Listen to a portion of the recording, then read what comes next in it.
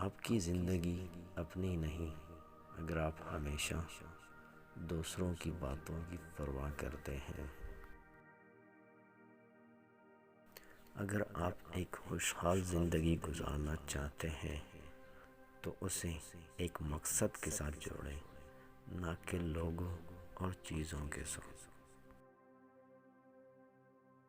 اگر آپ کی سانسیں چل رہی ہیں تو ابھی بھی دیر نہیں ہوئی، آپ اپنی کہانی بدل سکتے ہیں۔ اپنے ڈر کو اپنی قسمت کا فیصلہ مت کرنے دیں۔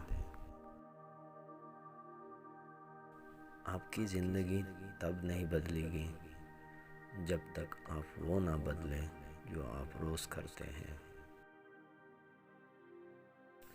اگر آپ کے خواب آپ کو ڈراتے نہیں تو وہ بہت چھوٹے ہیں۔ آپ کے خوابوں اور حقیقت کے درمیان فاصلے کو عمل کہتے ہیں۔ زندگی کی لڑائی اکیلے لڑنی پڑتی ہے، لوگ صرف تسلی دیتے ہیں، ساتھ نہیں۔